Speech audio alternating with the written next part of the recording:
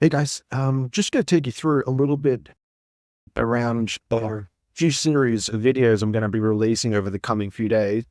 That is around how we go about building online fitness businesses. This is our way and why we do it this way, and I'm just going to take you through end to end.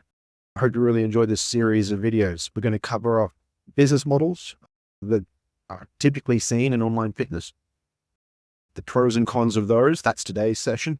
But then I'll also go through niche selection, marketing and messaging, advertising. So how do you actually go about acquiring customers? We'll even go into sort of system design, fulfillment, the whole kit and caboodle, really, client retention, and then even building your team. So that's something you can expect to see from us coming over the next little bit. The first step of this video is going to be on the business models that we see in the industry and pros and cons of them, why we've chosen our method. I'm sure people could have a lot of reasons for why they think their method is best, and that's great. I'm going to take you through why we do it our way, and hopefully it makes sense to you. So that this is really just for online fitness businesses, this whole presentation, this series of videos. I'm sure it's applicable to in-person training, gym ownership. In some way, it is probably similar. It rhymes, but it's not the same. Let's step into it. There's really three main ticket business models that we see in online fitness. There's low ticket offering. There's friction offerings, which is, hey, get a 6-month package, 3-month package, whatever it might be, and I'll just have you pay each month a certain fixed rate. And then there's high ticket. And yeah, each business model has its pros and cons. First up, we see low ticket definitely has some pros, definitely has some huge cons. Obviously, it's more affordable for the customer, right?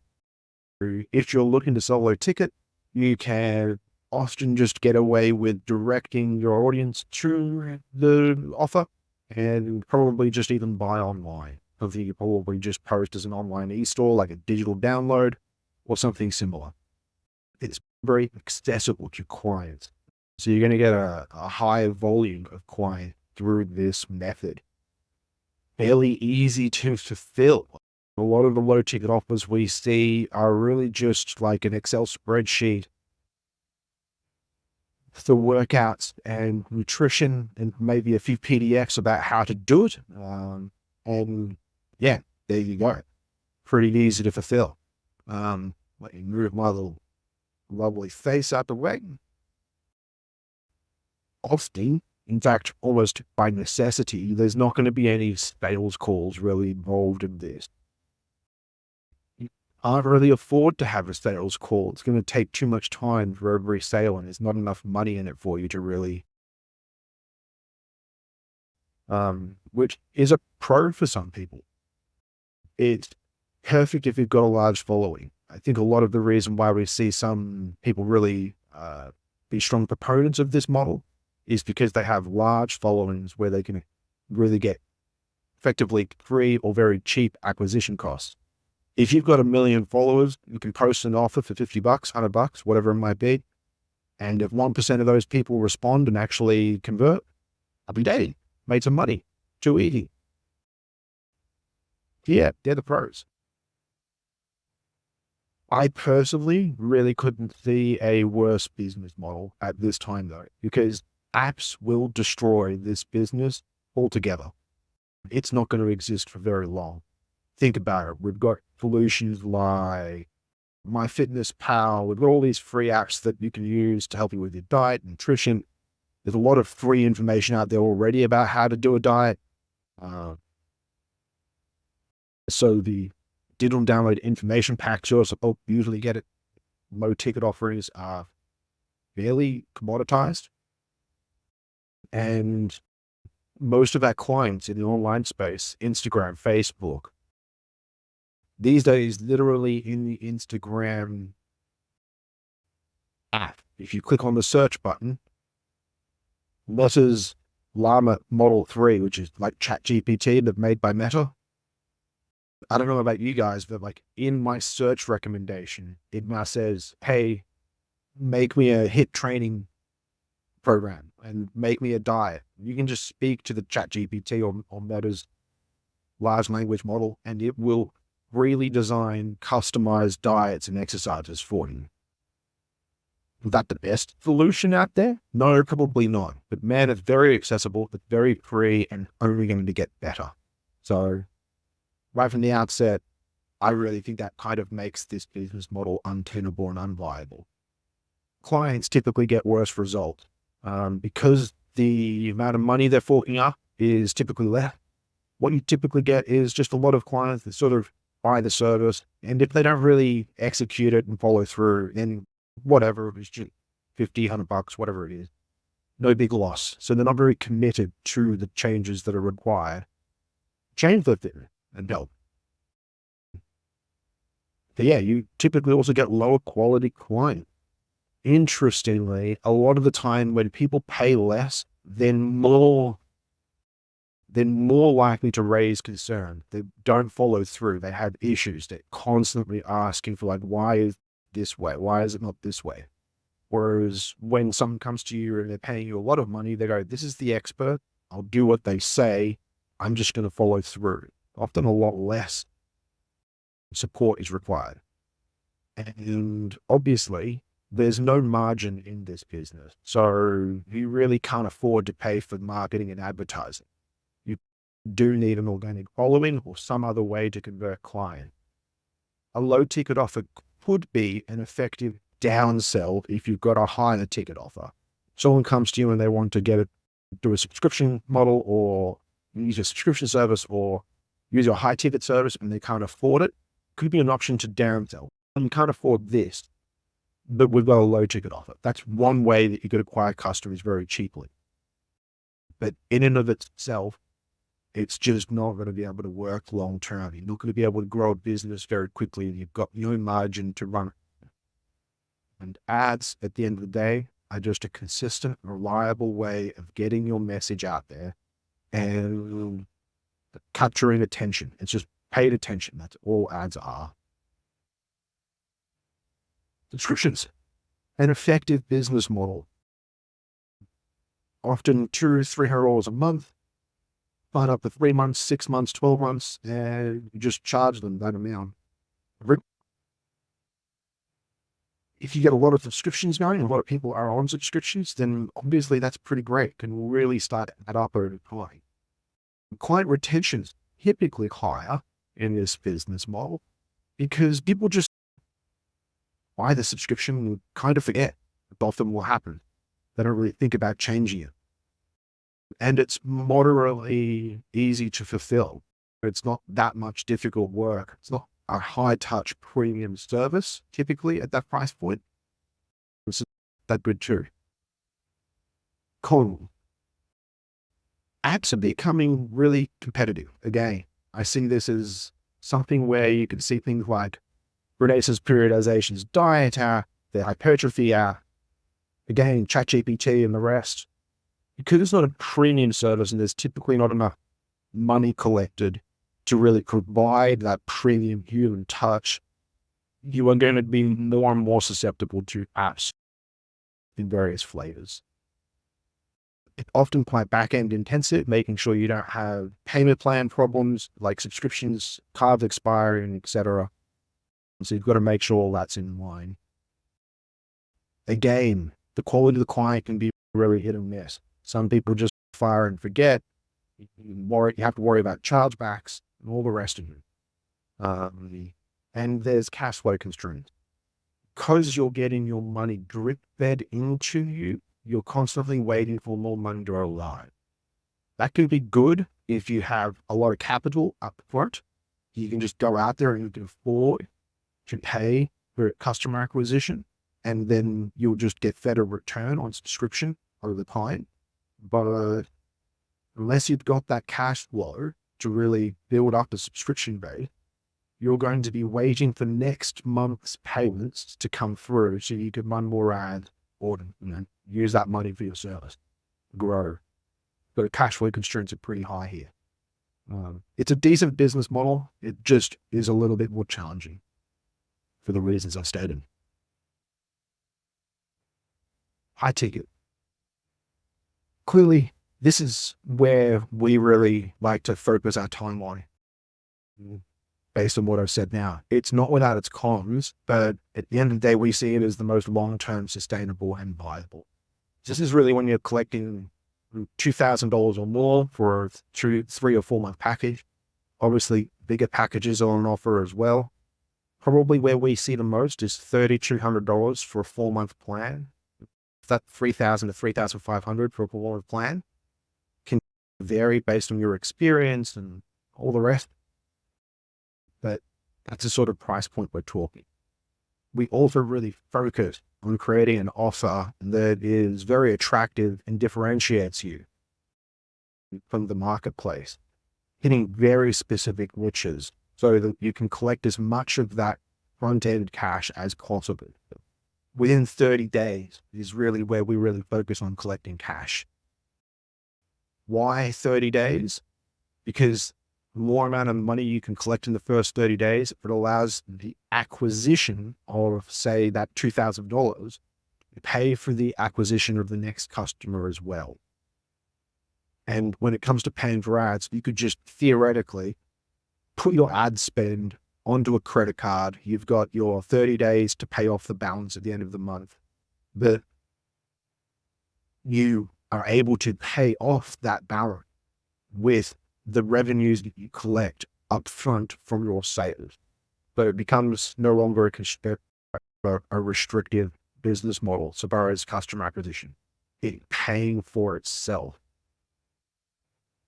Obviously, you're going to get high quality clients. If someone's paying $2,000 or more, then they really care about their health and fitness. And this is a priority to them. They're going to really invest their energies and effort into being the best client they can. They also typically will just listen to what your command is because you're the expert. That's why they're valuing you with $2,000 or more of their money, and they'll just follow through. This business model is more resistant to competition, especially from the apps.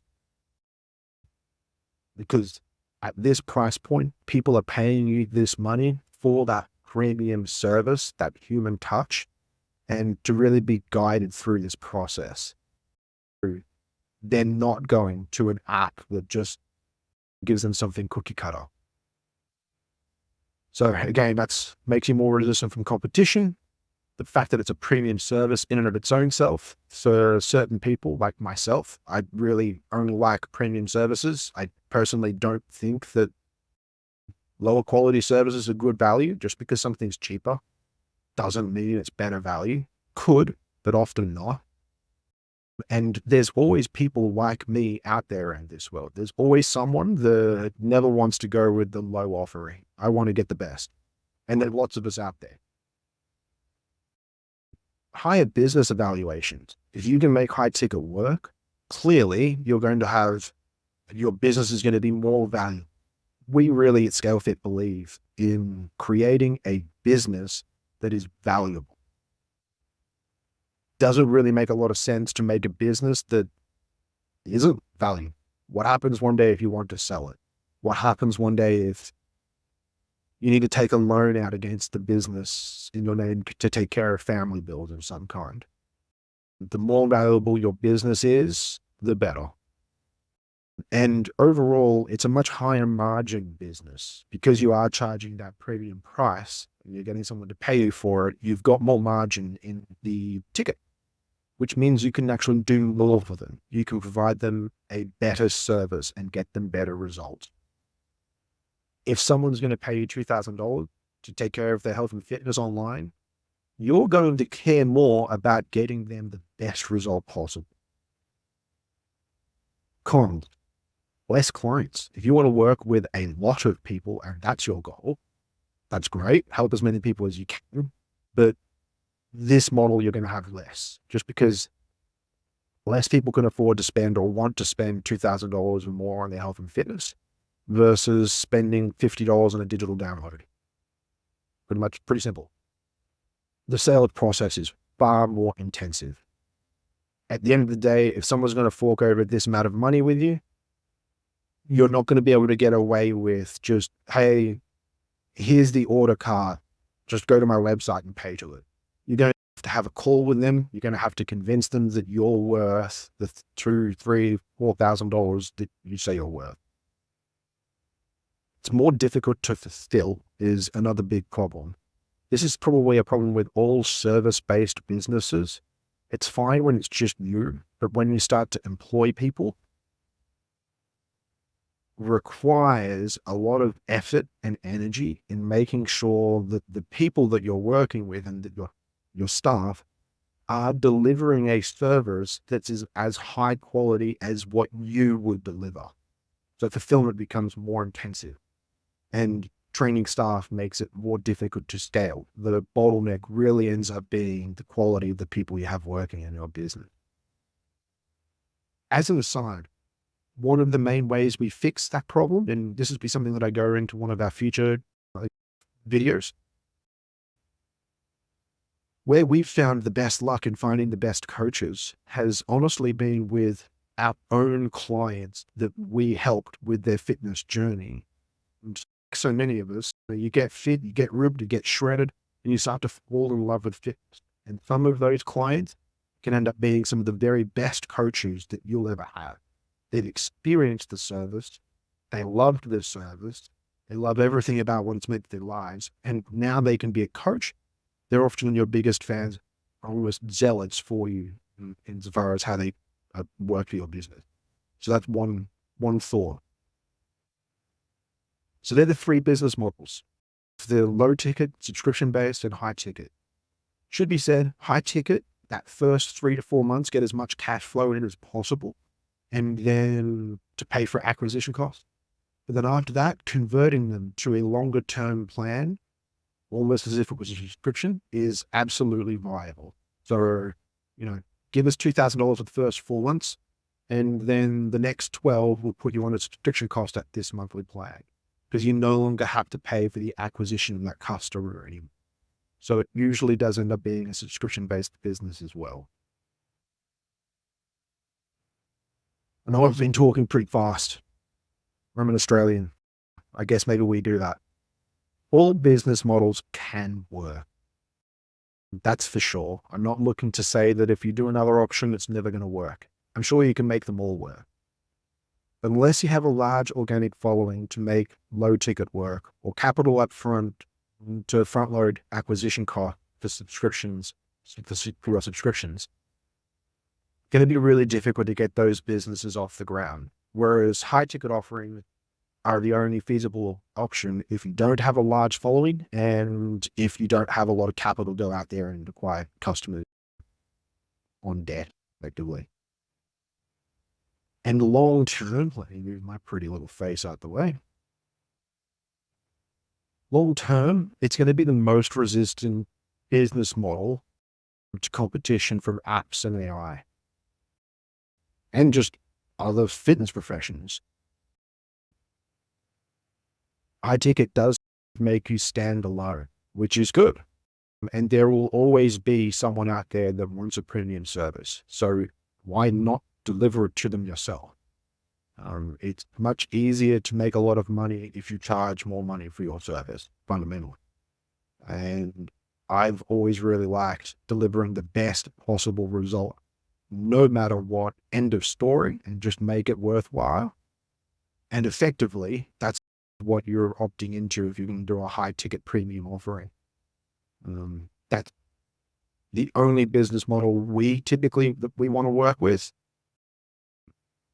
And yeah, hopefully this has been useful for you. Which business model you select for has dramatic effects on how the rest of your business is going to work, mostly from a customer acquisition and fulfillment sort of standpoint. If you're going low ticket, you are going to have to find another source of acquisition other than running. If you're going to go subscriptions, you're going to have to find a way to be able to acquire customers and sustain the initial cash flow issues you will have until that recurring revenue really starts to build up. For the record, most companies in the world, not just fitness businesses, that really rely on subscriptions they typically go out and get venture capital, angel investing, and other sorts of forms of debt to be able to grow, and they give away their equity for it. So that's typically how you see like all the SaaS programs, software as a service. The way they acquire customers is by taking money from investors and using that to acquire customers. And then they just hope that what we call lifetime value of the customer will exceed acquisition cost. So that's how they make it work.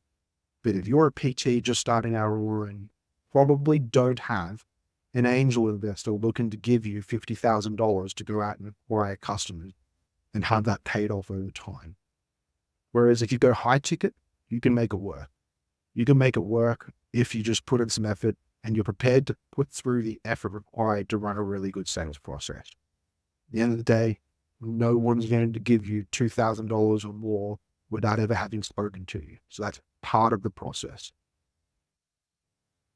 I hope this has been valuable to you. The next video, we're going to go into how we work about really building a targeted niche online and really step away from just 5 busy guys posts and become more visible to our chosen niche online. Looking forward to releasing that to all you guys, and hopefully you'll find that valuable, and speak to you soon.